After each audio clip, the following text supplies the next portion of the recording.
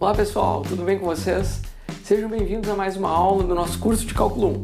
A aula de hoje é uma das aulas mais especiais do nosso curso, porque a gente vai aprender o que é a integral definida, como a gente utiliza ela para calcular áreas e como é o teorema fundamental do cálculo. E esse teorema ele é importante porque ele correlaciona o processo de derivação com o processo de integração como operações inversas. Preparados para a aula? Então, vamos começar.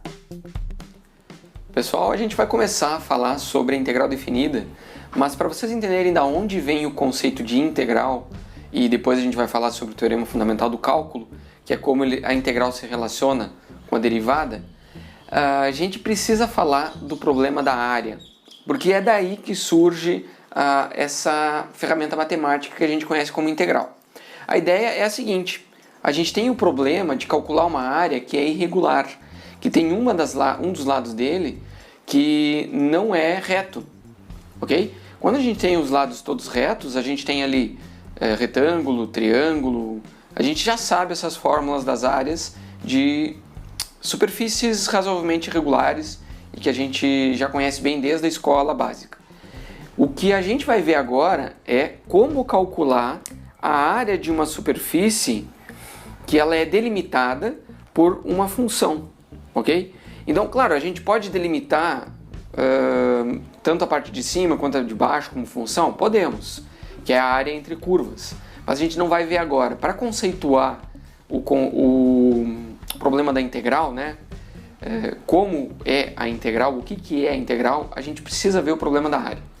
Então, assim, se a gente tem uma área definida dessa forma, como é que é essa forma? A gente tem uma superfície que ela está no plano XY, sendo que o x vai de um A até um B, então são duas funções, mas são retas, né? E o y vai desde 0 até uma função qualquer aqui superior. Então a gente vai trabalhar com este problema, o cálculo desse tipo de área específico. Depois a gente pode estender para outros tipos de superfícies. Então a estratégia é a gente dividir essa área em áreas que a gente sabe calcular, tá? Então a gente costuma fazer o ajuste por retângulos. Precisa ser retângulo? Não, mas o retângulo é muito simples, porque ele é simplesmente lado vezes lado. Então é prático a gente pensar em retângulos, ajuste por retângulos. Mesmo no ajuste por retângulos, a gente vai definir a área calculando a soma das áreas dos retângulos. Aqui eu fiz duas possibilidades de a gente dividir em 4 retângulos, que é os retângulos ajustados pela lateral direita dele aqui com a curva, né? Então nesse caso aqui a gente está falando da curva y igual a x ao quadrado, tá? Aqui também. E a gente quer saber qual é a área embaixo dessa curva entre 0 e 1. Aí, então, a gente está dividindo em retângulo, em retângulos, só que na primeira situação a gente está pegando retângulos cuja lateral direita, então aqui a altura do retângulo ele está delimitado pela lateral direita, aqui no caso é 1/4, né? 1/4. Desse segundo retângulo, a altura dele é a lateral direita, está no 1/2.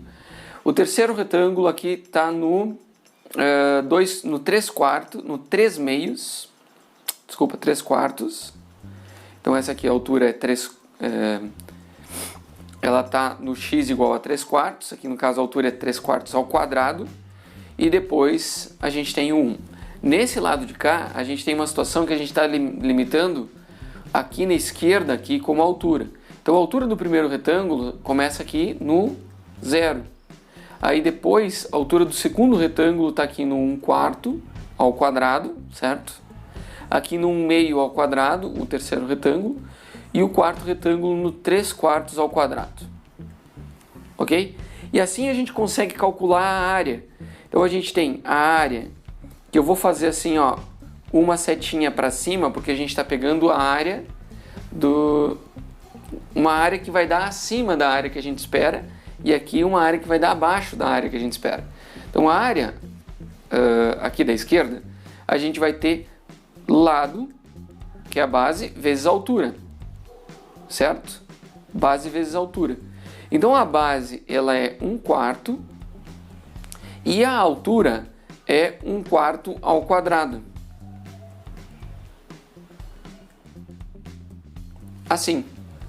Aí depois desse segundo, a área do segundo retângulo, a base vai ser 1/4 de novo, né? Então a gente vai ter a base como 1/4, só que a altura agora é 1/2 ao quadrado, porque a curva está levando ao quadrado, né? Então a gente tem 1/2 ao quadrado. Para a terceira área, de novo, a gente tem a base igual a 1/4 e a altura vai ser 3/4 ao quadrado. Assim, ok? E por último, a gente tem a base, de novo, é 1/4 e a altura é igual a 1 ao quadrado, ok? Aí quando a gente faz essa conta aqui, ó, aí eu vou deixar para vocês conferir. Mas quando a gente faz a conta, leva 1/4 ao quadrado, 1/2 ao quadrado, o 3/4 ao quadrado e 1 ao quadrado, soma tudo, né, multiplica por 1/4. A gente vai ficar com uma área de 15/32. Tá? Isso daqui é igual a 0,46875. Ok, então a gente tem uma estimativa para a área. E a gente sabe que é uma estimativa acima, ok? Por outro lado, a gente pode fazer a conta fazendo a estimativa abaixo, que é essa daqui. Então a primeira área, ela tem a base 1/4, mas a altura é 0. Então a gente tem 1/4 vezes 0 ao quadrado, porque aqui a gente está no x ao quadrado, né? Depois a gente tem de novo 1/4, só que a gente tem agora a altura do segundo retângulo é 1/4 ao quadrado.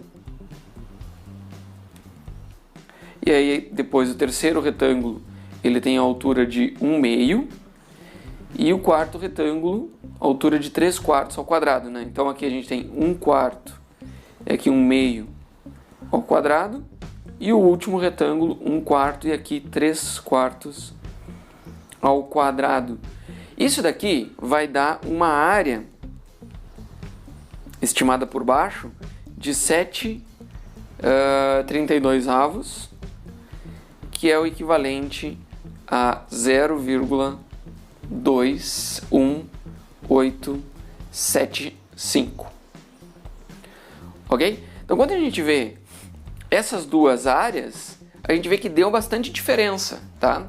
Mas é porque isso acontece porque a gente dividiu em poucos retângulos, ok?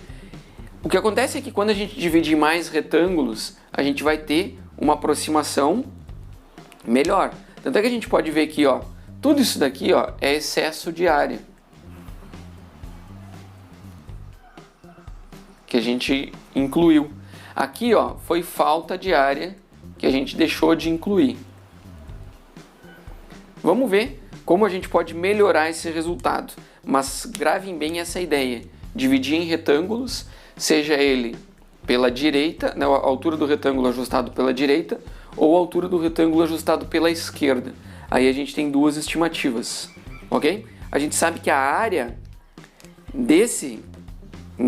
real que a gente está procurando, ela está entre essa e essa. Então a gente sabe que o A menos, a gente tem a área real e o A para cima, ok? Então a gente sabe disso daqui, a gente vai trabalhar com isso agora.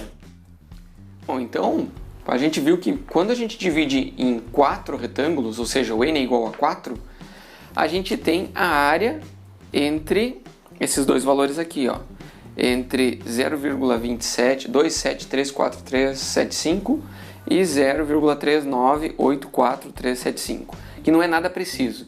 Mas se a gente for aumentando o número de retângulos, a gente vai tirando aquelas bordas em excesso para cima ou para baixo.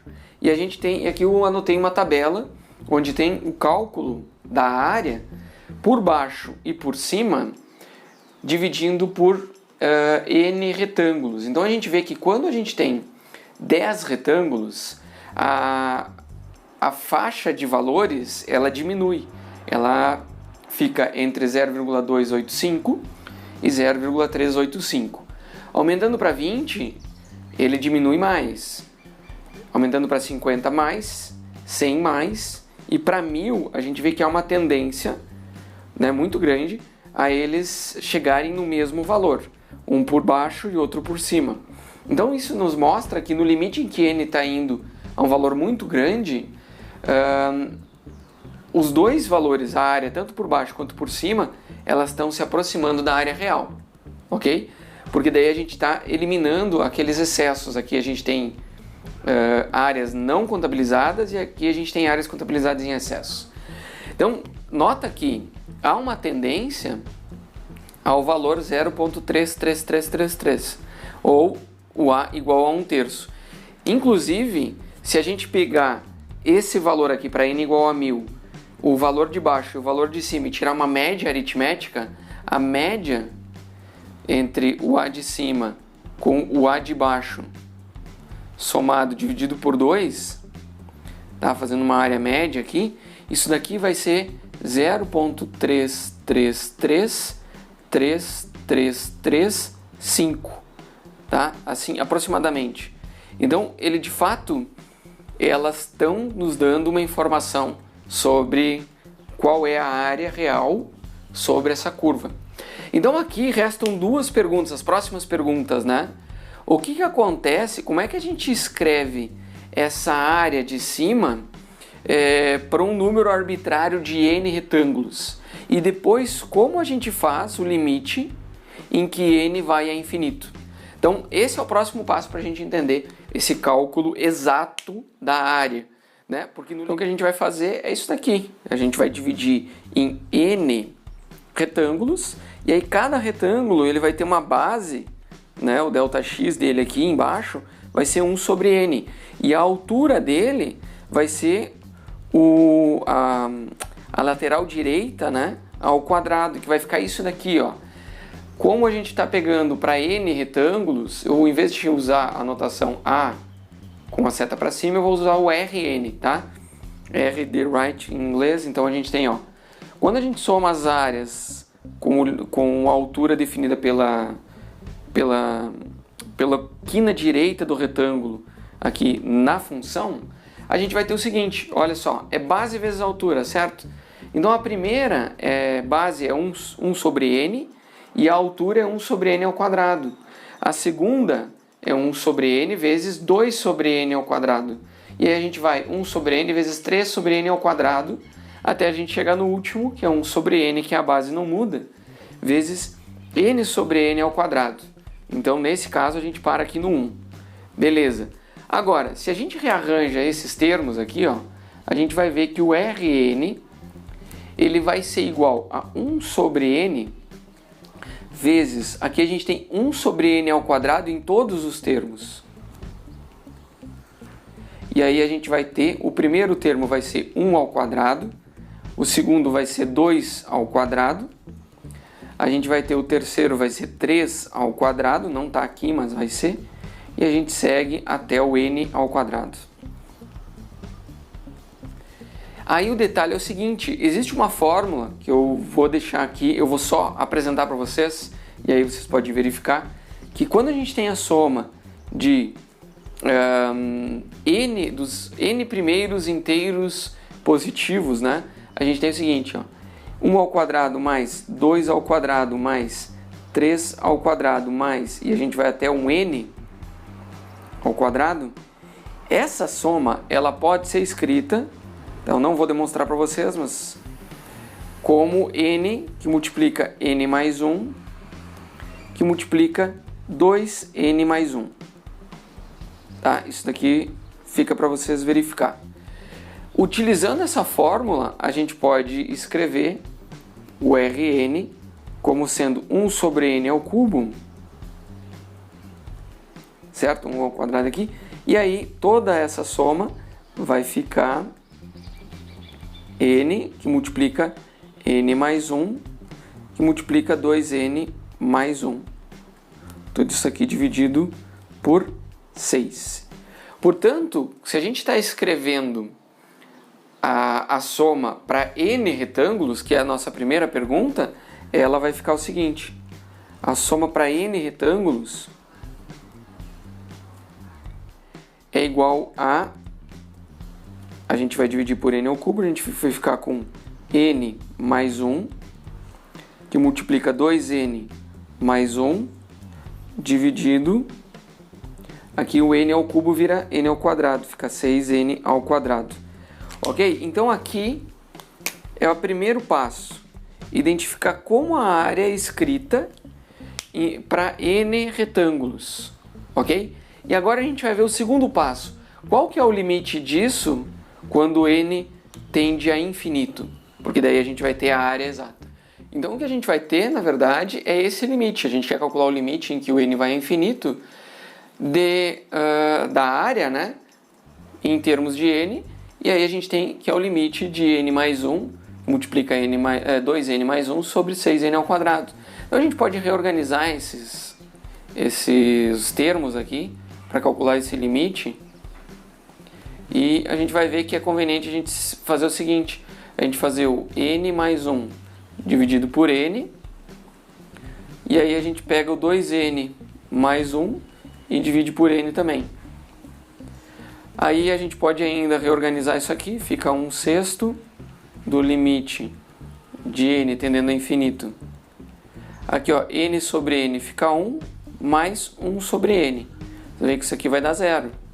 E esse outro termo aqui fica 2 mais 1 sobre n. E isso aqui vai dar 0. No limite, a gente tem 1 vezes 2, que é 2/6. Ou seja, o limite em que o n tende a infinito do Rn, que é a área que a gente está procurando, é igual a 1/3. Como a gente estava esperando. Claro que a gente fez toda essa conta considerando o retângulo que tem a quina ajustada à direita da função, certo? Mas a gente poderia fazer exatamente todo esse procedimento para o A com a seta para baixo, ou seja, quando a quina está ajustada à esquerda, a quina da esquerda está ajustada à função para dar a altura dos retângulos. E a gente chegaria nesse mesmo resultado, ok? Então, quando a gente quer calcular a área embaixo de uma curva, o procedimento é esse. Primeiro, determinar qual é a área em termos de n, e segundo, fazer o limite em que n tende a infinito. E vocês, por enquanto, vocês não estão acreditando, mas isso é o que a gente chama de integral. Dividir em n áreas muito pequenininhas e levar esse n ao infinito, ou seja, é quando a gente divide uma área em infinitos retângulos, infinitas áreas menores, né? E aí a gente calcula qual é o limite em que n vai a infinito. E isso é integrar. Agora, como isso se transforma na antiderivada, bom, é o que a gente vai ver nos próximos passos agora. Então, pessoal, da forma mais geral possível para uma função, para que a curva de cima, o y, seja uma função f de x qualquer, a gente tem essa situação aqui. A gente vai dividir em n intervalos e calcular a área dessas n faixas. E aí a largura total de cada intervalo, a largura total de todo o intervalo desde o ponto inicial A até o ponto final B, ele é b menos a. Ok? Agora, quando a gente quer a largura de cada uma das faixas porque vai entrar no cálculo, ele é a largura total dividido por n.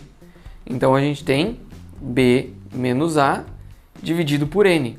E é sempre o mesmo, ok? Sempre o mesmo valor. Então quando a gente fala na área, no R, né? Quando a gente divide em n faixas, a gente tem que a área, quando a gente está pegando aqui, ó, a quina da direita para definir a altura dos retângulos, tá? No caso, a quina da direita aqui, ó, ela vai ser a f de x, aqui, ó, começando por aqui, ó, a f de x em x1 vezes o ΔX, que é esse daqui. a f de x no x2 vezes a ΔX. Aí você vai a f de x no x3, e aí vai para o 4, 5, 6. Notem que quando a função é decrescente, a gente tem uma subvalorização, pegando esse r, né, para a direita. E quando ela é crescente, a gente supervaloriza. No final, a gente vai pegar a f de xn, que no caso é a f no ponto B, vezes o ΔX. E assim, então, a gente tem a forma genérica para uma função f qualquer para n faixas. E aí a definição de área que a gente tem é que a área dessa região, né, que está sob o gráfico, ou seja, toda ela, a gente vai eliminar esses erros, né, esses excessos e esses sobre e subvaluações das áreas das faixas no limite em que a soma, né, no limite da soma das áreas dos retângulos aproximando quando n vai a infinito. Ok? Então essa daqui é a definição. E a gente vai escrever essa expressão da seguinte maneira, que a área ela vai ser o limite em que n tende a infinito de quem?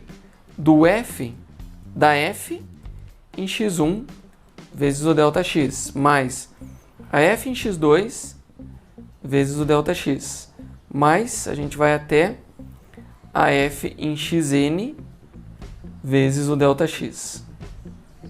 Ok?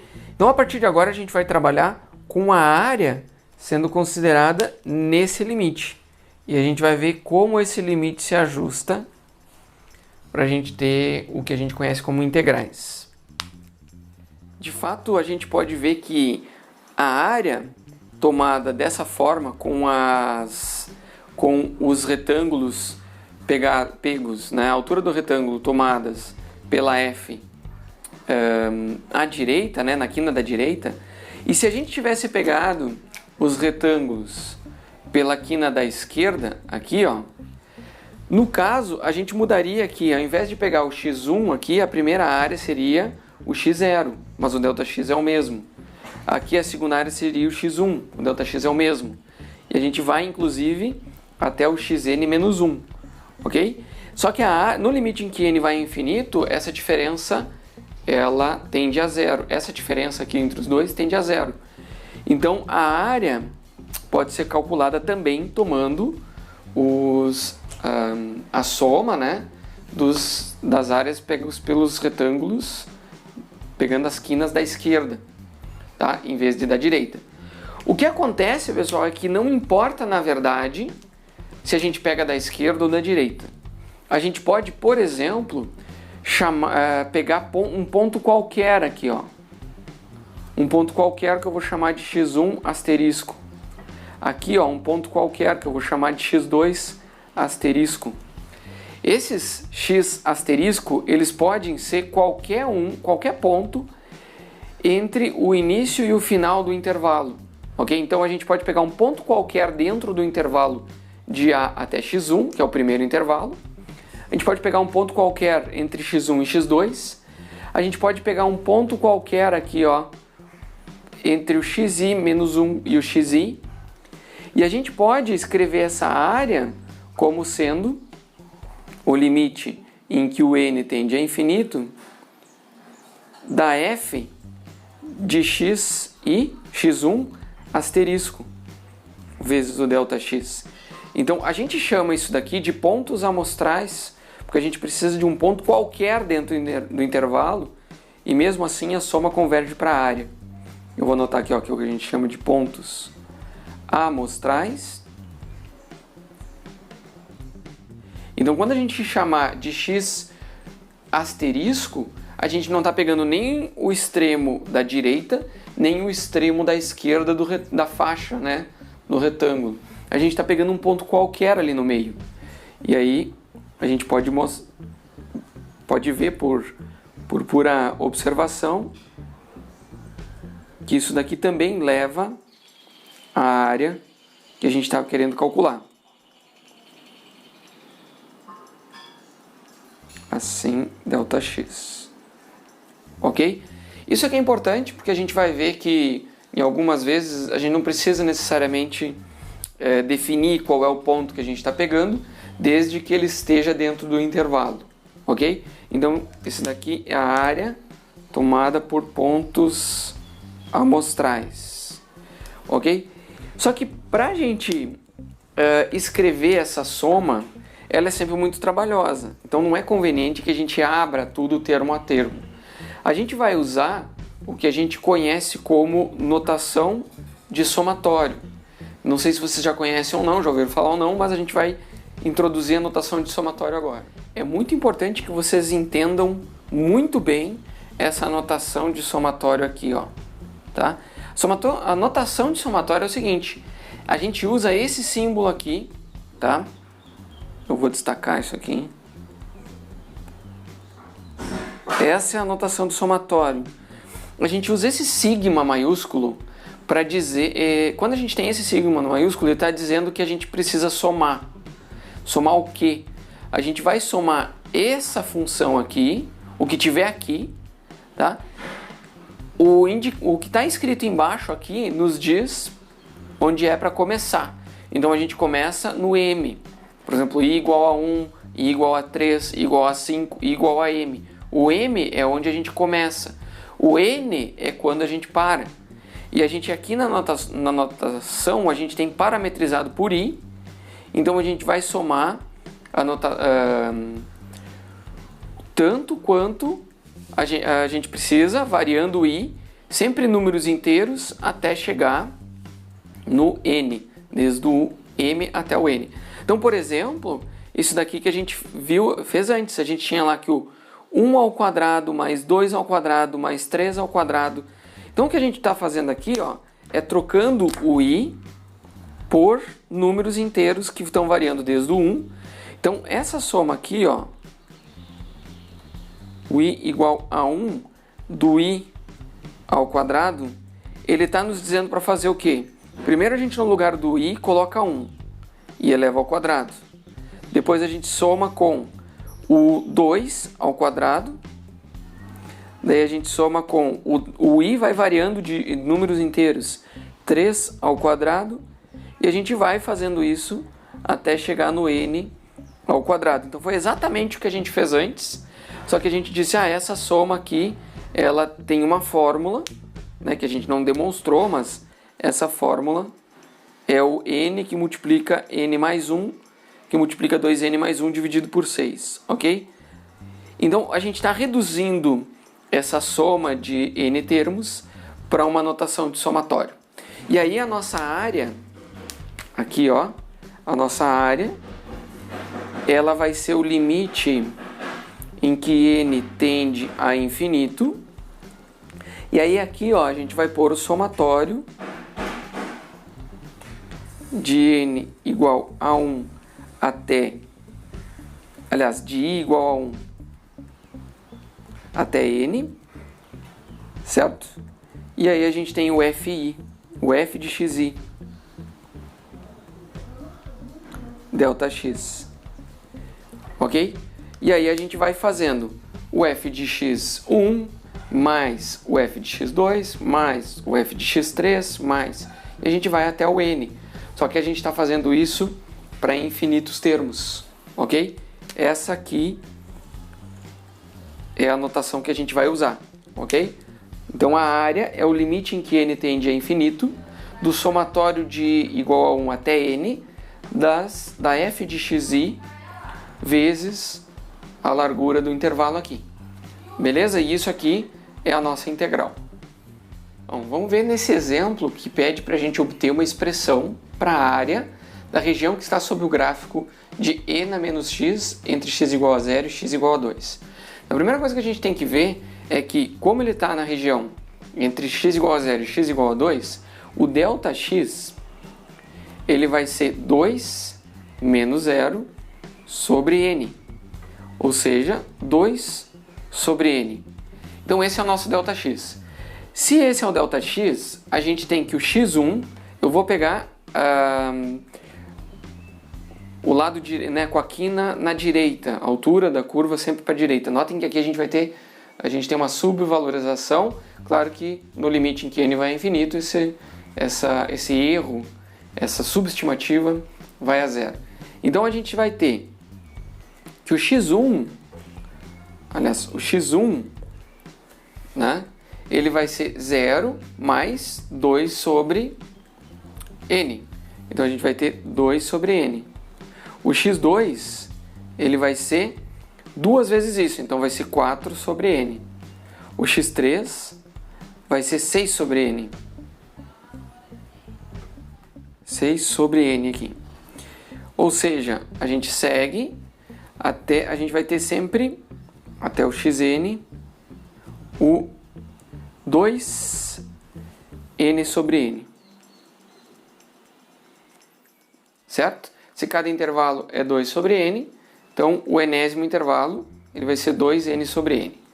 Ok, agora, quando a gente pega a área calculada por Rn, que é a estimativa quando a gente pega os retângulos com aqui na direita, assim, ó. Tá? Então, essa área vai ser o f de x1, delta x, mais o f de x2, delta x. E a gente vai até o xn, o f de xn, delta x. E o delta x tem sempre o mesmo valor. Só que a f de x1, no lugar do x, a gente vai pôr 2 sobre n. Então a gente vai ter que o Rn, ele vai ser e na menos 2 sobre n, vezes 2 sobre n. Aí a gente vai ter mais e na menos 4 sobre n, vezes 2 sobre n. E a gente segue até o e na menos 2n sobre n, vezes 2 sobre n.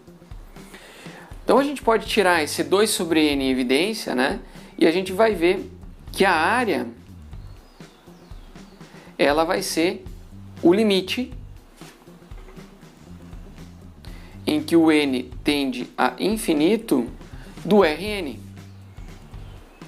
que na verdade é o limite do n indo a infinito de 2 sobre n, tirando 2 sobre n em evidência, e aí a gente tem e na menos 2 sobre n, mais e na menos 4 sobre n, mais e na menos 6 sobre n, e aí a gente vai até o e na menos 2n sobre n. Ok? Então a gente pode colocar a notação de somatório da seguinte maneira, usando, já que já é uma expressão para a área, né? Mas a gente usando a notação de somatório,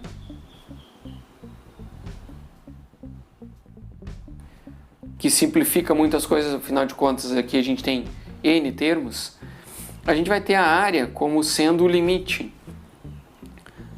né? A gente pode até pôr o 2 para fora da soma e 2 para fora do limite, mas eu vou escrever assim por enquanto. Limite de n indo infinito, de 2 sobre n, e aqui eu vou ter o somatório de i igual a 1 até n, e aí a gente vai ter o e na menos 2 vezes i sobre n. Porque todos estão divididos por n. E aqui a gente tem o i igual a 1, o i igual a 2, o i igual a 3 até o i igual a n. Então essa é a notação de somatório, que nos dá uma expressão que nos possibilita calcular a área dessa curva aqui entre 0 e 2. Ok? Então finalmente a gente chega numa das definições mais importantes de todo o nosso curso, que é a definição de integral, que a gente conhece como integral definida, tá? Mas o conceito básico de integral é esse daqui. Então a gente pega o seguinte, se f for uma função contínua definida entre a e b, a gente divide a e b em n subintervalos. Cada subintervalo tem um comprimento ΔX, que é b menos a sobre n. E aí a gente vai pegar cada um desses intervalos, a gente vai pegar um x asterisco dentro de cada um desses n intervalos, que são os pontos amostrais, que eles podem ser arbitrários dentro dos intervalos. A gente vai ter o xi asterisco, é o que está no intervalo xi. Ele está entre xi menos 1 e xi, ok? Então, a integral definida de f, que vai desde a até b, notem que o fato de ela ser definida, a gente tem que ter uma definição de intervalo. Basicamente isso que faz a gente chamar um intervalo, uma integral de integral definida. Então, a integral definida de f no intervalo de a, então eu vou destacar essa parte aqui, ó, de a até b, a gente vai escrever da seguinte maneira. Ó, vou destacar isso daqui para a gente prestar bem atenção. Vocês lembram aquela soma que a gente fez, ó? O limite em que n vai a infinito do somatório de i igual a 1 até n, da f de x i arbitrário, né? Do ponto amostral arbitrário, vezes o ΔX. Isso daqui a gente vai chamar de S esticado de A até B da f de x em dx. Então, veja bem, isso daqui é a integral de A até B. A gente viu na aula passada que quando a gente não tem o A e o B, ela é uma integral indefinida e ela nos dá a informação da primitiva de f. E aí depois agora a gente vai ver o teorema fundamental do cálculo, que mostra por que a gente chama que a gente relaciona esse limite desse somatório com essa primitiva aplicada entre dois limites de um intervalo, tá? Então sempre quando a gente fala de derivada, a gente está falando daquele limite do ΔX tendendo a zero, da f de x mais ΔX menos a f de x sobre ΔX. Então a derivada, apesar de a gente ter as regras de derivação, a derivada é um limite. Agora a gente está vendo que a integral também é um limite. Só que ela é o limite da soma. E essa soma é o que a gente conhece como a soma de Riemann. E a gente viu até agora que essa soma representa uma área. Ok? Então a gente vê que a integral ela está sendo utilizada para calcular a área de uma função entre um intervalo de a até b da função até o eixo x, ok? Então, algumas observações que a gente tem que fazer sobre essas integrais é que se a gente trocar a integral de x em dx para t em dt ou r em dr, não faz diferença. Não importa qual variável a gente usa, vai dar o mesmo valor, ok? Outra coisa que é muito importante, a outra observação, é que se a gente pega uma função que ela é positiva e em algum momento ela se torna negativa, essa área aqui, ó, ela vai ser negativa, tá? E essas aqui vão ser positivas. Então a integral pode ser negativa? Pode. Se a maior parte da área dela estiver abaixo da curva, abaixo do eixo x, né? Se a curva dela, a maior parte dela estiver abaixo do eixo x, ela vai dar negativa, tá? Então a gente vai ver alguns exemplos para entender melhor. A gente agora vai trabalhar muito com isso daqui, mas é importante que vocês percebam primeiro que a integral é um limite, e é um limite de uma soma que a gente conhece como soma de Riemann, ok? Trocar a variável da integral não altera o valor dela, porque a área que ela está representando é a mesma. A gente sabe que isso daqui é uma área, certo? Esse daqui é... E no limite que isso daqui, que o n tende a infinito, isso daqui é exatamente a área que está embaixo da curva. Notando que para valores positivos ela é positiva, para valores negativos, quando a função é negativa, a área fica negativa também. Ok? A gente tem esse teorema que ele é complementar à definição que a gente tinha feito antes da integral, que ele nos possibilita escrever o seguinte, ó, se f for integrável entre a e b, então a integral de a até b da f na variável dx, ela é o limite com n tendendo a infinito de i igual a 1 até n da f de xi vezes o ΔX. Então, em vez de a gente definir como xi asterisco, que é um ponto amostral arbitrário qualquer, a gente pode dizer que esse xi ele é de fato o limite da direita, da quina direita daquele nosso retângulo. Então o ΔX é b menos a sobre n e a altura vai ser tomada no xi igual a mais i ΔX. Porque daí a gente está parametrizando o xi por i ΔX. Então a gente começa no a. Quando xi é igual a 1, é a mais ΔX. Quando xi é igual a 2, é a mais 2 ΔX. Então a gente parte do a e vem para o ΔX, depois para 2 ΔX, para 3 ΔX, e a gente vai pegando os intervalos.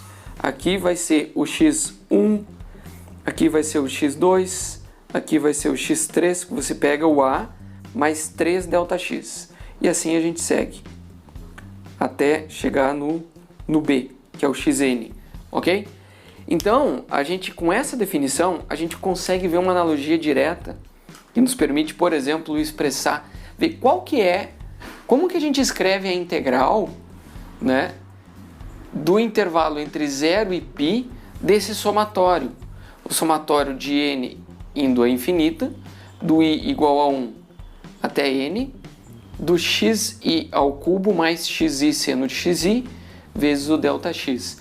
Então, na prática, o que a gente vai fazer é, a gente vai trocar a notação de limite de n indo a infinito do somatório de i igual a 1 até n, né? A gente vai trocar isso por essa notação de S, e aí os intervalos a gente vai colocar aqui, ó, de A até B, tá? Mas isso porque a gente tem uma definição de intervalo, né? O somatório nem faria muito sentido se a gente não tivesse definição de intervalo, apesar dessa definição não estar explícita nesse intervalo aqui. A gente sabe que o A é igual a 0 e o B é igual a π. E a gente sabe que o ΔX ele vai ser transformado em dx. E aí a nossa notação ela vai ser o seguinte, ó, o limite do n tendendo a infinito do somatório de i igual a 1 até n do xi ao cubo mais xi seno de xi vezes o ΔX, ela vai ser a integral de a até b, ou seja, de 0 até π. Quem que a gente está integrando? Ela é a função x. O xi se torna x ao cubo mais x seno de x vezes o dx.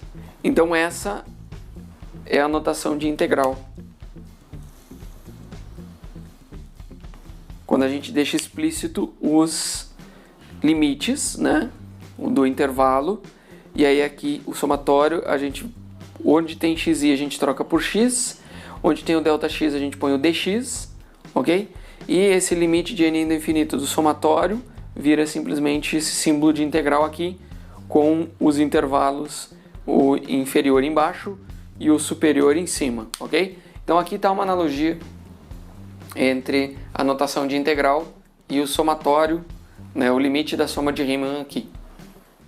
Pessoal, vamos ver como é que a gente calcula a integral de 0 a 3 da função x ao cubo menos 6x em dx. Então a gente sabe que isso tem relação com a área dessa curva, certo? Que a gente vai ter, como ela é uma curva que começa negativa e se torna positiva, a gente vai ter uma parte da área que vai ser negativa e outra parte positiva. Mas como é que a gente calcula essa integral? tá? Então a gente vai calcular a integral como somatório. A integral de 0 a 3 de x ao cubo menos 6x dx, a gente vai escrever isso daqui como sendo o limite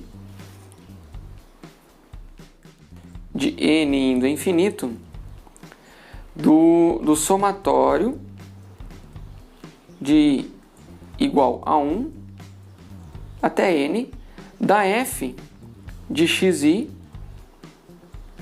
delta x. Só que quem que é o delta x e quem que é o xi? Então a gente vai ver que o delta x é fácil, né? A gente pega final menos inicial sobre n. Então o delta x é 3 menos 0 sobre n, ou 3 sobre n. Agora, quando a gente pega o x vai começar com o x0 igual a 0, né?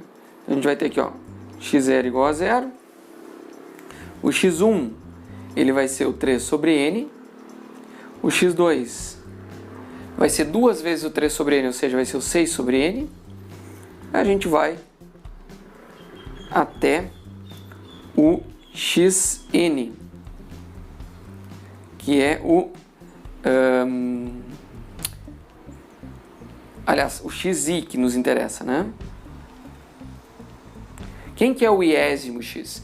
Ele é i vezes, aqui no caso, então vai ser i vezes o 3 sobre n, ou 3i sobre n. I vezes o 3 sobre n, ok? Então, quando a gente olha para o xi dessa forma, a gente vai ver que aquele somatório, a gente vai pôr o f em 3i sobre n. Tá? Como é que vai ficar aqui? Eu até vou escrever aqui, aproveitar que a integral de x ao cubo menos 6x dx, ela é, na verdade, o limite.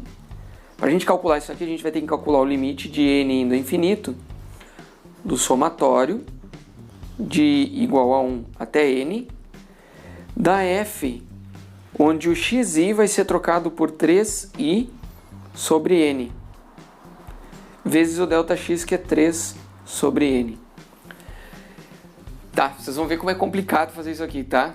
O 3 sobre n pode sair para fora do somatório, fica dentro do limite aqui, tá? E a f, o somatório da f vai ficar o seguinte: quem que é a nossa f? A f é o x ao cubo menos 6, tá? A f, ele é o x ao cubo menos 6x.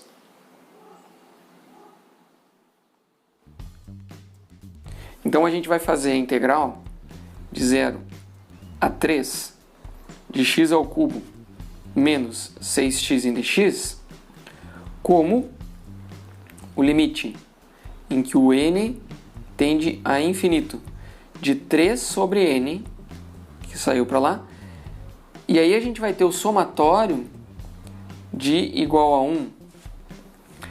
Quem é a f? X ao cubo menos 6x. Quem é o x? É 3i sobre n ao cubo menos 6 vezes 3i sobre n, somado de i igual a 1 até n. E aí, não é brincadeira, né? É trabalhoso fazer a integral. E a gente vai desenvolver essa soma, esse limite dessa soma, da seguinte maneira, ó. A gente tem o limite de n indo ao infinito de 3 sobre n, né? Aí a gente tem o somatório de i igual a 1. Quem que está aqui dentro desses colchetes vai ser 3 ao cubo, que é 27, i ao cubo dividido por n ao cubo menos 18 i sobre n. Assim, ok? Agora, olha só, eu posso fazer a soma, o somatório da soma, como é tudo soma, não importa a ordem, é tudo comutativo na soma, a gente pode fazer a soma do somatório da seguinte maneira, ó. Nessa hora, tu pessoal está apavorado. Meu Deus do céu, o que o professor está fazendo? Tá? Mas é assim mesmo. Depois vai ficar mais fácil. Vou mostrar para vocês como é que a gente calcula a integral pela soma de Riemann.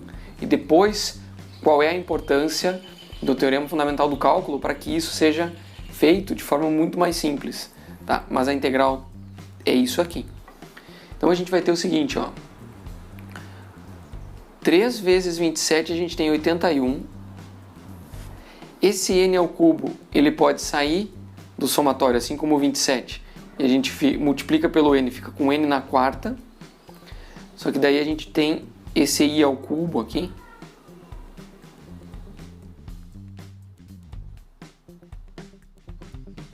O i ao cubo.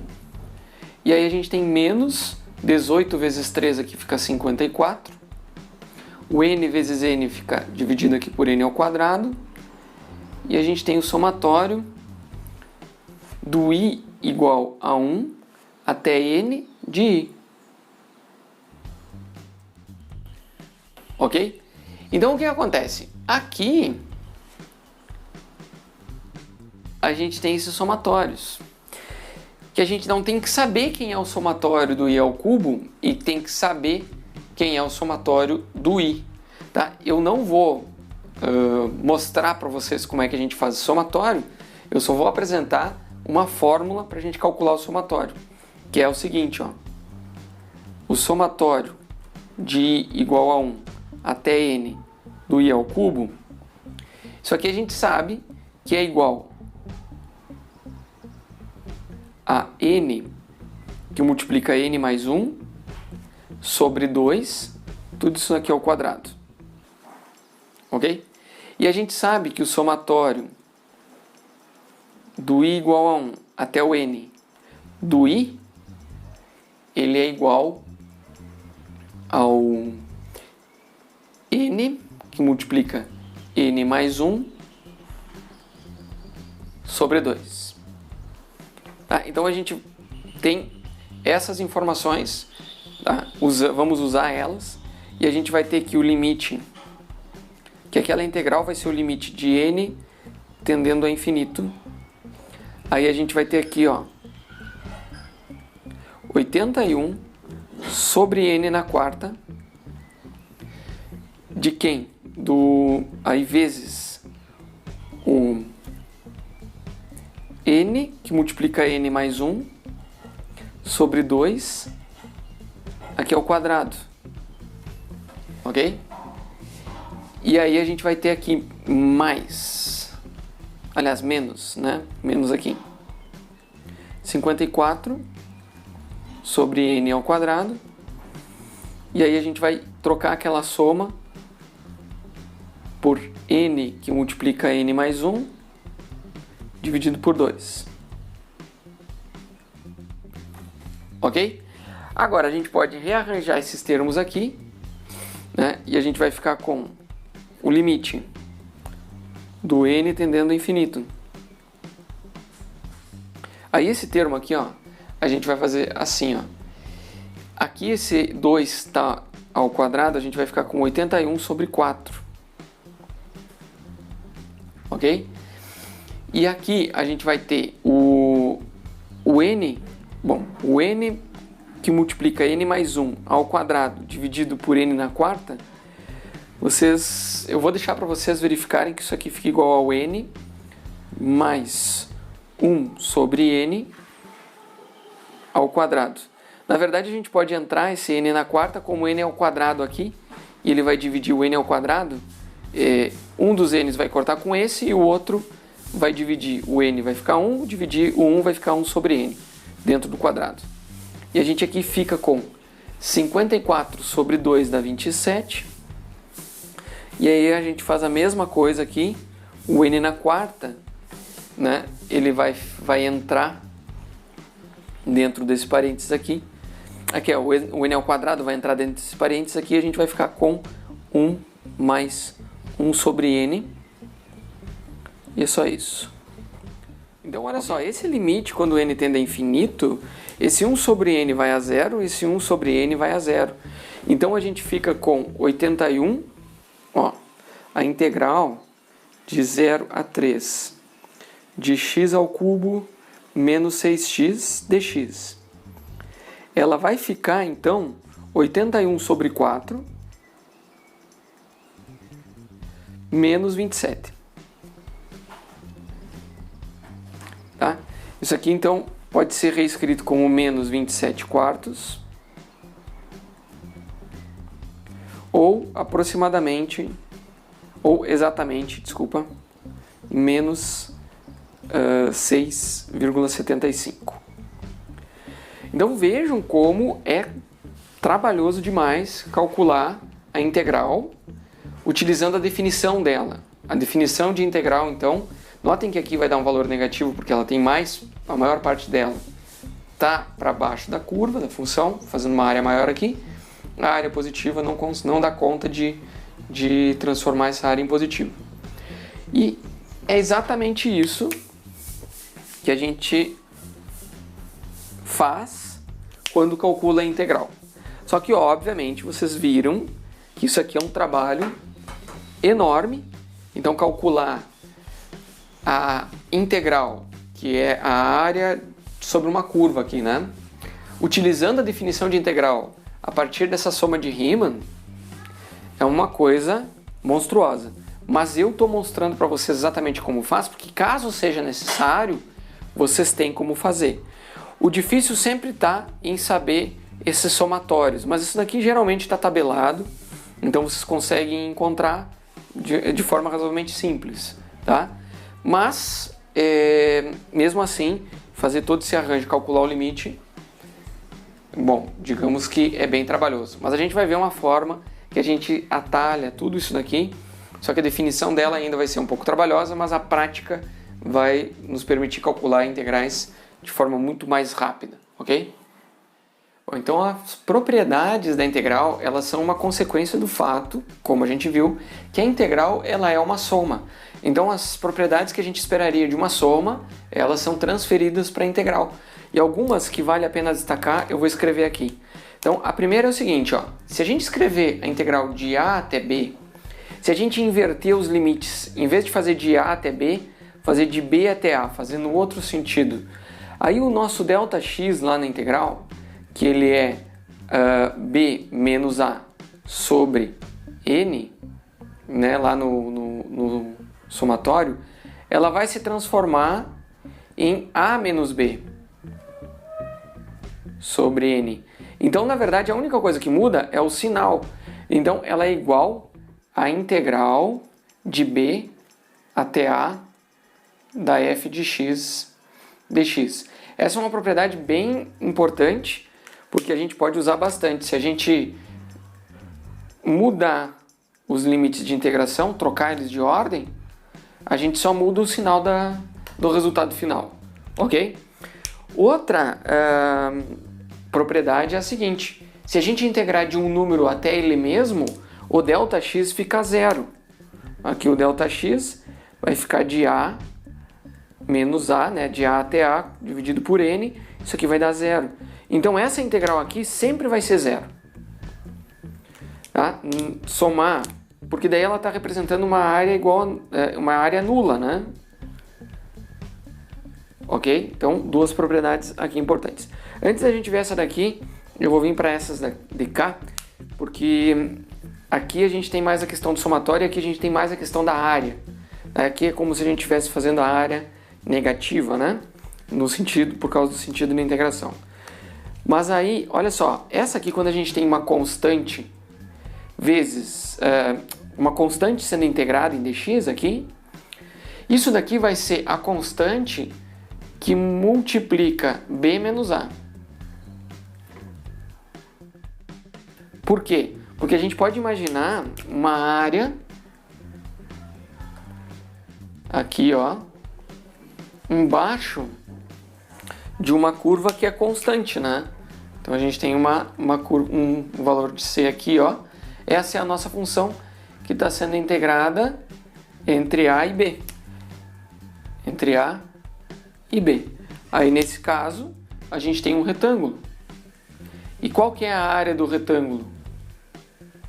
Ela é b menos a, que é essa distância aqui, É a base vezes a altura, que é o c. Ou seja, c que multiplica o limite superior menos o inferior. Tá? Então, tem a ver com essa propriedade aqui da área. Quando a gente pega a integral da soma de duas funções, como a soma ela é comutativa e distributiva, isso aqui é o equivalente a gente fazer a soma das integrais.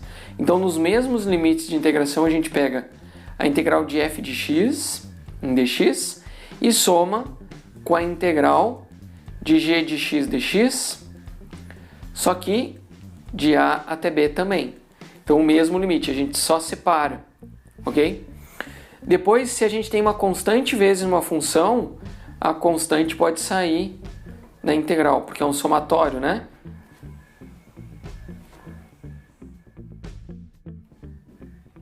Tá? Então, aqui, ó, propriedades das somas, né? No caso do limite e da soma. O limite e a soma nos permitem fazer essa propriedade e essa propriedade aqui. E aí, a mesma coisa, similar ao que a gente tem lá, de a até b da f de x dx. Quando a gente tem o sinal negativo, a gente só faz a diferença das integrais. Essas aqui são propriedades que a gente conhece como a integral da constante, a integral da soma é a soma das integrais, a integral de uma constante vezes a função é a constante vezes a integral da função, a integral da diferença é a diferença das integrais, ok? E essa última aqui, ela é uma propriedade que ela diz que a gente pode separar. É assim, ó, se a gente tem uma função, aqui a gente tem um plano xy, e aí a gente tem uma função que vai de a até b qualquer, pode ser qualquer função, aqui, ela vai, se a gente integra de a até b, a gente tem a área embaixo da curva, ok? Agora, o que acontece se a gente divide essa área em duas? Num ponto C que esteja entre A e B, a gente pode escrever essa integral como duas integrais. Uma que vai de A até C, aí a gente tem a integral de A a C da f de x dx, mais a integral de C até B, tá? Do mesmo valor aqui. Né? Se a função é contínua, e a gente pode separar ela assim tranquilamente. Da mesma f, né? O que eu estou escrevendo G aqui? Da f de x dx. Então essa propriedade aqui, ela vale para qualquer C dentro do intervalo de A para B. Só que eu vou colocar fechado, porque a gente está excluindo A e excluindo B. Ok? Então, essas são as propriedades que a gente vai utilizar bastante para resolver integrais de funções, tá? E a gente vai ver o teorema fundamental do cálculo, que vai nos permitir calcular a integral a partir da antiderivada, e a gente não precisa fazer a soma de Riemann, porque afinal de contas a gente viu no exemplo anterior que a soma de Riemann ela é bem complicada, e aquele ali foi só um exemplo. A gente pode levar outros exemplos aqui, daria uma aula inteira só sobre resolução de somas de Riemann, ok? Então vamos continuar.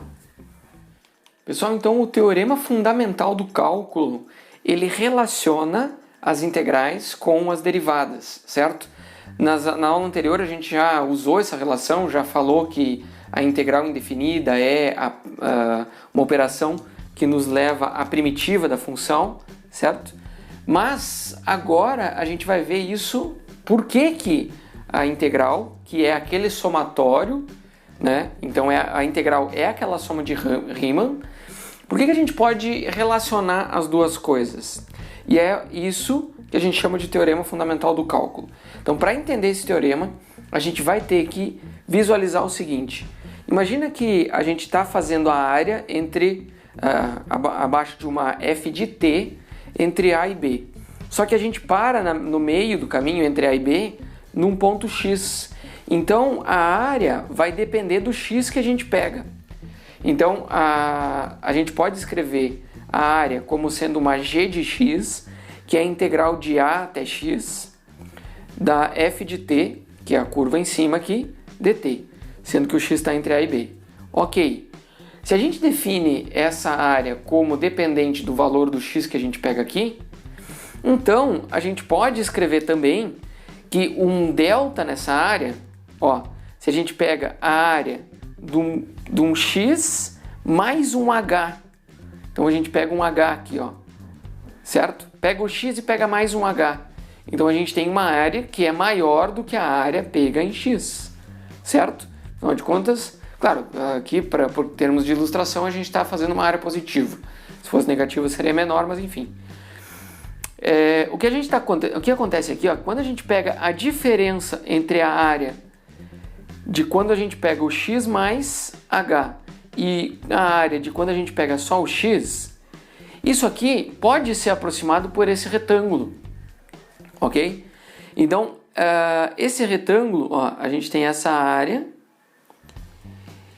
e a gente vê que esse retângulo ela é uma aproximação para a variação da área quando a gente pega em comparação com um h que está além do x.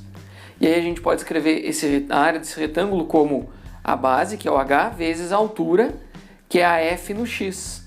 A gente, no caso, está ajustando aqui da esquerda, né? Aqui na superior esquerda. Aqui. E aí a gente pode escrever, então, a g de x mais h menos a g de x dividido por um h, isso aqui como sendo aproximadamente a f de x. Notem que se a gente pegar o limite em que o h tende a zero, a gente vai ter exatamente a f aqui. Exatamente o valor da f, vai ser o valor central de um retângulo, uma faixa que tende a zero. Então a f de x, olha só, eu vou inverter aqui, ó. A f de x, ela pode ser vista como o limite, né, intuitivamente, claro, de o h tendendo a zero, de g de x mais h menos a g em x dividido por h. Agora, quando a gente olha para esse limite, a gente vê que é exatamente a definição de derivada da g. Exatamente a definição da derivada da g. Então a gente está vendo que a f de x ela é igual à derivada da g. Ou seja, a g ela é a primitiva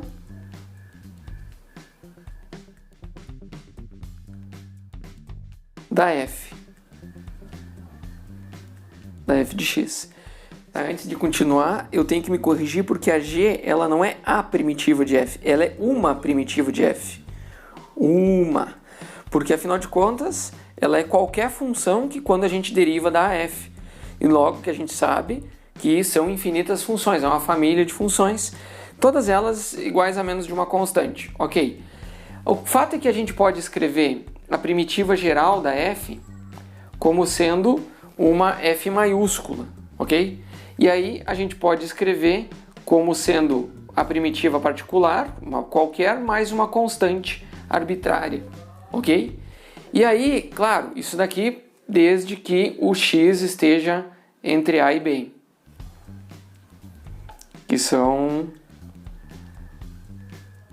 que é o intervalo onde a gente tem o cálculo da integral. Beleza. Agora, olha só, o que acontece quando a gente faz a g de a, ou a f, a g, bom, a g em a, ela é a integral de a até a, da f de t dt. A gente sabe que isso daqui dá zero, porque integrar de um ponto até ele mesmo dá zero. Beleza. Agora, se a gente pegar a f no ponto B, uma primitiva a primitiva geral no ponto B menos a primitiva geral no ponto A, o que a gente vai ter? Tá? A gente vai ter eu vou escrever aqui, ó.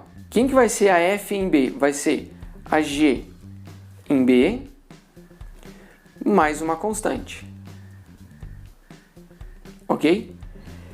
E aí a gente vai ter menos a G em A mais uma constante de integração, né?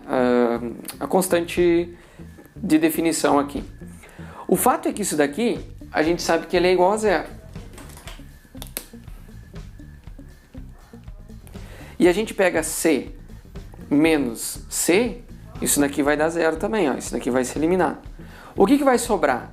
Vai sobrar só a G em B. Portanto, a F,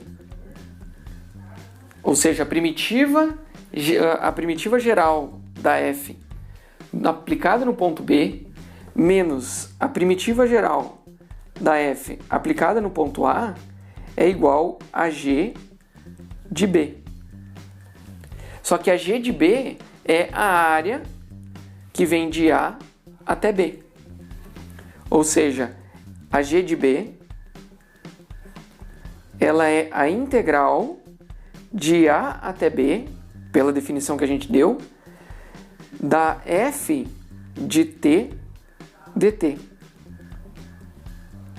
Ok? Isso aqui vai ser igual a primitiva da F aplicada no ponto superior menos a primitiva da F aplicada no ponto inferior. Tá?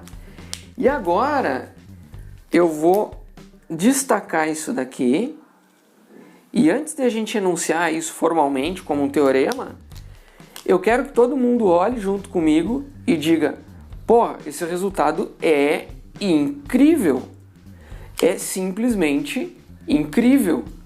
Vocês fizeram a conta comigo de como a gente resolve a integral pela definição na soma de Riemann. E a gente fez de uma função simples e deu uma conta gigantesca, certo? Agora, o que esse teorema está nos dizendo é que para a gente calcular a integral definida de A até B, a gente não precisa fazer somatório nem limite nenhum.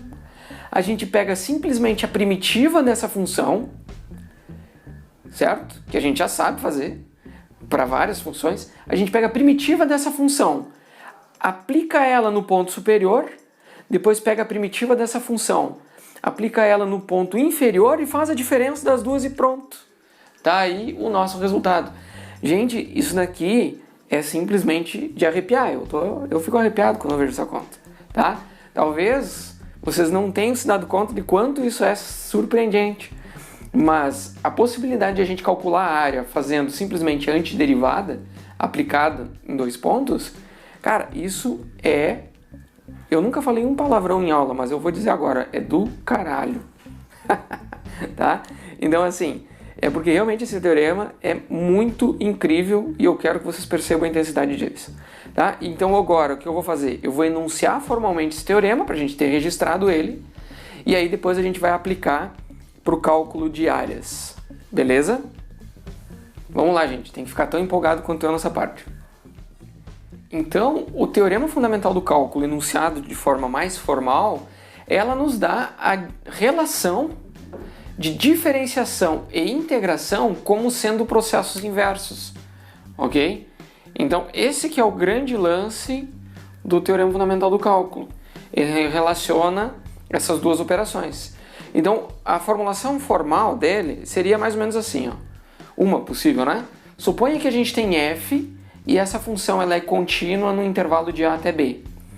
E aí a gente vai pegar, se a g de x for definida como integral de A até x de uma f de t dt, então a g ela é a f ela é a derivada da g.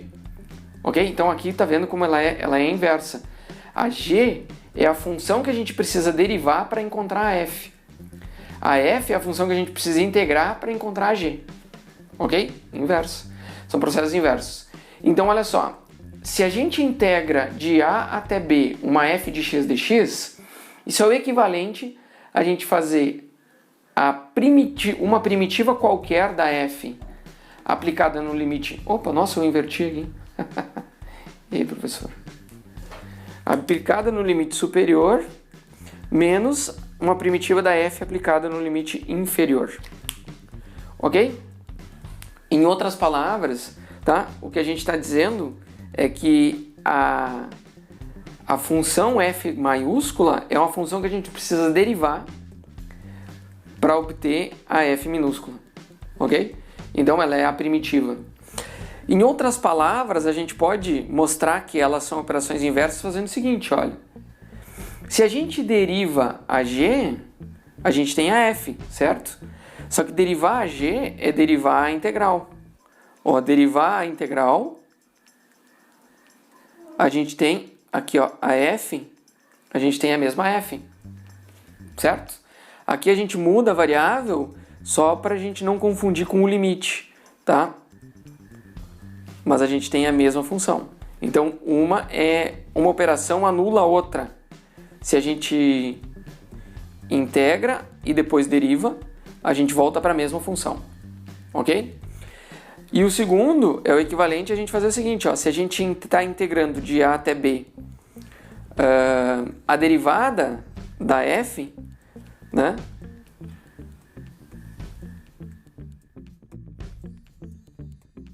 Isso aqui é o equivalente a gente aplicar essa primitiva no ponto superior menos no ponto inferior. Então aqui na verdade a gente está integrando a derivada da f. E aí a gente obtém exatamente a f só que aplicada nos limites. Ok? Aqui também, ó, é a f só que aplicada nos limites, só que no limite inferior ela vai dar zero. O que acontece então, pessoal, é que a gente tem claramente uma relação de diferenciação e integração como sendo processos inversos. Na aula passada a gente já viu como a gente obtém algumas integrais a partir do conceito de antiderivada. Agora a gente vai usar essa segunda parte do teorema para resolver integrais, tá? Na verdade isso aqui, integrais de funções. A gente primeiro acha a primitiva e depois aplica no ponto superior menos no ponto inferior. Então vamos ver exatamente como a gente realiza esse processo, utilizando essa segunda parte do teorema fundamental do cálculo. Vamos lá então, calculando alguns exemplos. Agora a gente quer calcular a integral de 0 a 3 de x ao cubo menos 6x em dx. Pessoal, vocês prestem atenção que essa daqui é a mesma integral que a gente resolveu antes a partir da soma de Riemann, certo? Então, vamos ver como é que fica utilizando o teorema fundamental do cálculo.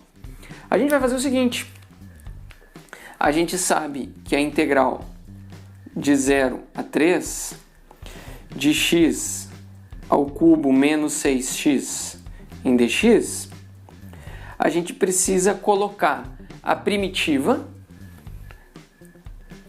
e aí a gente vai usar a seguinte notação. Como é que é a primitiva de x ao cubo menos 6x?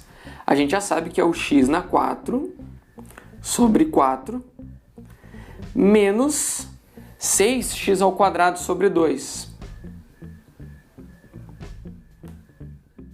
Aqui. Agora a gente tem que pegar essa função e aplicar no limite superior e no limite inferior. Então a gente vai fazer essa notação aqui, ó. Eu vou colocar tudo isso daqui entre colchetes, tá? E aí eu vou colocar aqui embaixo o limite inferior e o limite superior.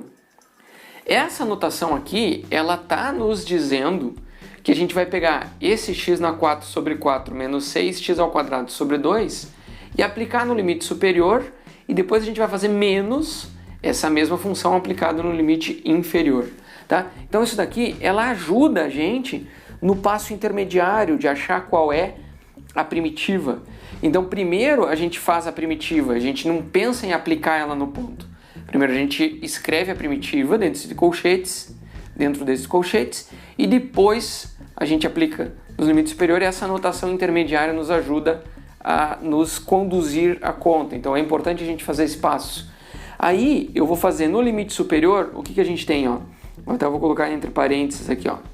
Eu tenho 3 na quarta potência dividido por 4. Menos, aqui 6 dividido por 2 é 3, né? Então eu tenho 3 vezes 3 ao quadrado. E essa é a função aplicada no limite superior. Beleza? Agora a gente faz menos a função aplicada no limite inferior, que é 0 na quarta potência, vai dar 0, né? Menos 3 vezes 0 ao quadrado. Tá. Olha só que interessante. Show. A gente tem 3 na quarta potência, isso daqui vai dar 81 sobre 4.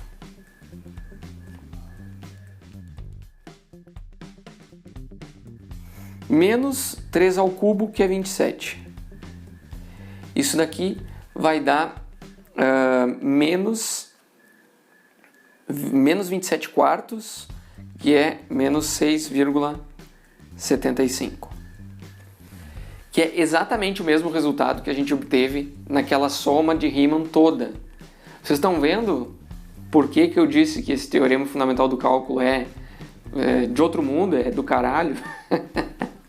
Esse teorema, ele transforma aquela conta gigantesca nessa conta aqui. Tá aí a resposta, tá? Então tá aí, ó. Vou até explicitar isso aqui, né? A integral de 0 a 3 de x ao cubo menos 6x dx. Isso aqui é menos 6,75. E a gente sabe que isso daqui é o cálculo de uma área, né? Lá no outro exemplo a gente deixou bem claro que isso era o cálculo de uma área.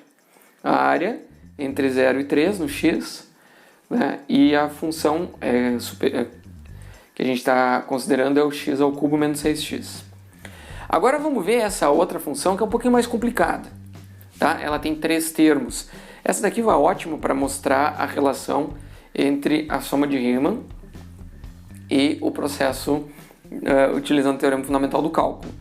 Agora imagine a gente fazer a soma de Riemann disso daqui, ó.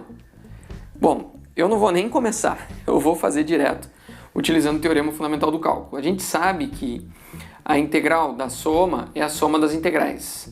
Então a gente vai ter a integral de 0 a 2 de 2x ao cubo menos 6x mais 3 dividido por x ao quadrado menos 1.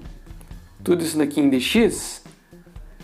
A gente vai fazer 2 vezes a integral de x ao cubo. Então o que a gente faz aqui, ó, vou abrir o colchetes. 2 vezes a integral de x ao cubo fica 2, x na 4 sobre 4. Menos 6, x ao quadrado sobre 2. E agora, 3 sobre x ao quadrado menos 1. A gente sabe, aliás, não é menos 1, é mais 1. Eita, eu já errei isso aqui, já ia dar errado, ó. Peguei o exemplo errado. É mais 1 e aqui é mais 1, porque daí 1 sobre x ao quadrado mais 1 é o arco tangente de x, tá?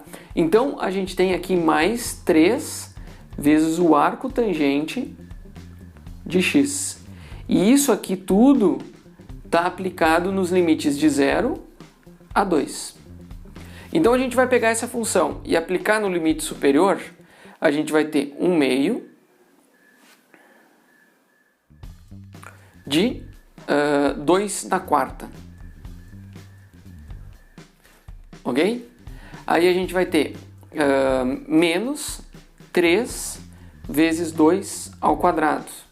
E aí a gente vai ter mais 3 vezes o arco tangente de 2. Então tudo onde tinha o x a gente substitui por 2. Aí a gente vai pegar no limite inferior, a gente vai ter aqui vai ser 0, aqui vai ser 0, e o arco cuja tangente é 0 também é 0. Então no limite inferior é tudo 0, eu vou resumir aqui. Então aqui a gente tem 2 na quarta potência. a gente vai ter 2 na quarta potência, 16 dividido por 2 vai dar 8 menos 12. 8 menos 12 vai dar menos 4. E aqui a gente vai ficar com mais 3 arco tangente de 2. A gente não tem um valor exato para isso. Então, na prática, o que a gente tem aqui é o seguinte, ó. Então, finalmente,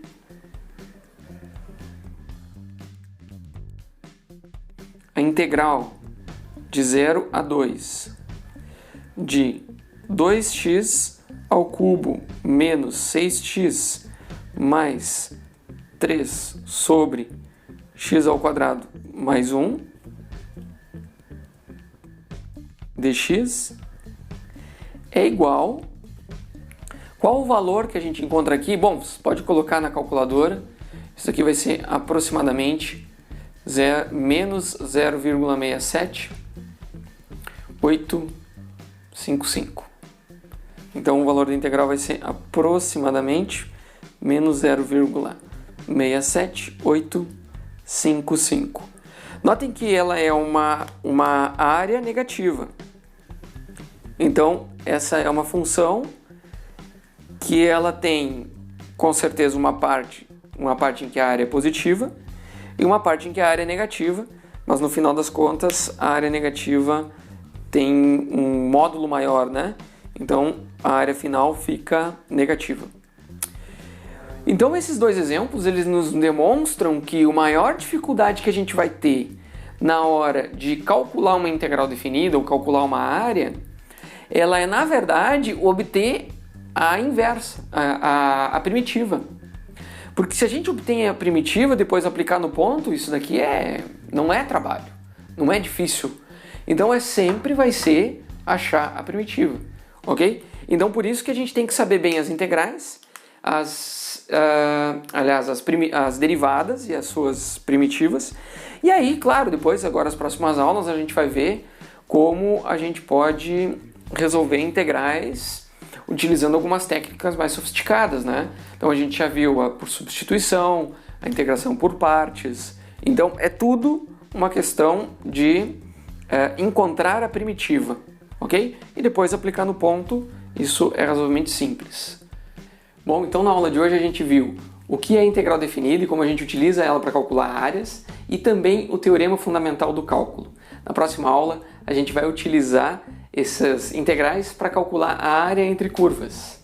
Lembrando que agora é com vocês, façam os exercícios, deixem suas dúvidas no fórum da disciplina e sempre que tiver oportunidade, ajuda alguém a aprender um conceito, porque assim você também vai aprender. Então com isso a gente encerra a nossa aula, um forte abraço e até a próxima.